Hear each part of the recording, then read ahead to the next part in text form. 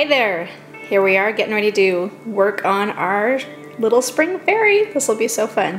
So I just wanted to take a minute and show you how to prepare your armature.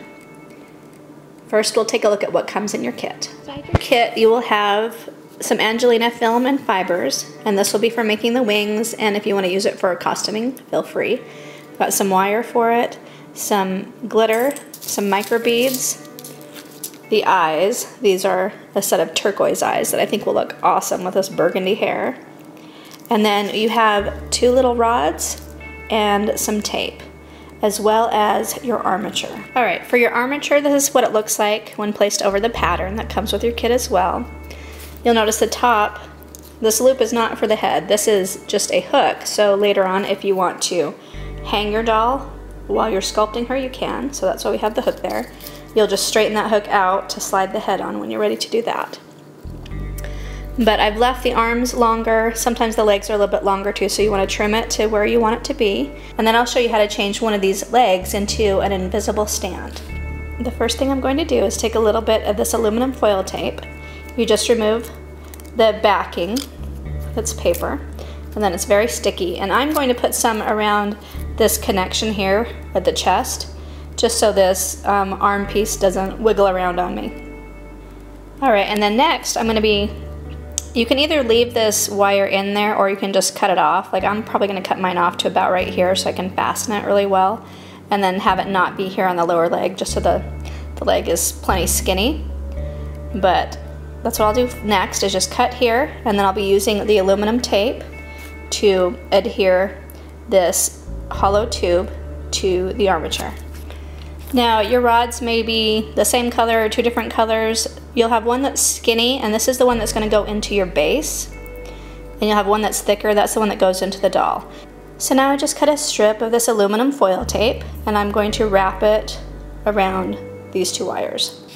Alright, so there we have the tube adhered to the armature, and then I've added this rod just so you can see how it has the telescoping effect, and eventually it's going to sit into a base, and so your doll will look like she's standing. Now for the contest, you don't have to make a standing doll. It's an easier kind of doll to make, but if you want her to be seated or however, that's totally fine. That's why I gave you just a generic armature. You can do whatever position you would like. This is just for those of you who want to make a standing doll and want to take advantage of these telescoping tubes that I have included in your kit. Now the next thing I'm going to do is add a little bit of aluminum foil and just kind of bulk out the armature just a little bit. Alright, so most of you probably have aluminum foil at home, so it's not part of your kit, but I'm sure you can get your hands on some if you'd like to do this step. Again, you don't need to, you can just use all clay if you would like. I kind of like to bulk out my armatures just a bit. That way you know that the clay is going to bake thoroughly, and it saves on clay also. So we want to keep it skinny because the clay is going to add another 1/4 inch of thickness. I'm going to go down the leg just a little bit too.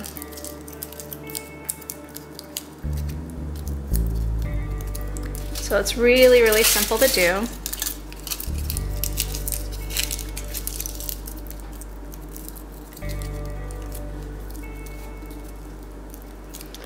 Alright, and then from the side you can even add a little bit of a bottom. Just like this. And if you have a little bit of your tape left over, like I do, you can just tear it and then just add it like this. And that will kind of keep the bottom where it needs to be without it moving around. Okay. See, she's starting to come together already. I'm going to do just a little bit more so the legs are more even.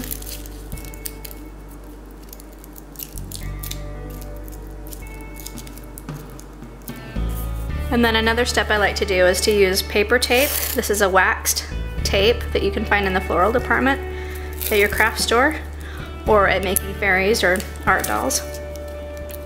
You can also use masking tape too, so just whatever you have at home is fine. Again, you can just put the clay right over the foil tube. That's okay also. But if you have your druthers, and this is what I would rather do, is to use this paper tape. And I just kind of go down the legs like this. You kind of stretch and pull as you go. If you're using masking tape, you don't have to worry about that because it will just stick. With paper tape, you have to kind of activate the wax that is on this, and that'll help it be sticky. This paper tape or masking tape will also help the clay adhere better to your doll. I'm just going to kind of go down here, help that stay, and then get another piece. All right, I hope that you are excited about this contest. I sure am. I am really thrilled that we have a lot more participation this time. I'm really glad. And we'll see who makes it to the end, right, with a finished doll. But it's so fun to do. These little dolls are just so fun to create. They don't take a whole lot of time, they're simple, and with it being a fantasy character, it's just so fun to work with the wings and just let it be whatever you want it to be. Who doesn't love a fairy, right?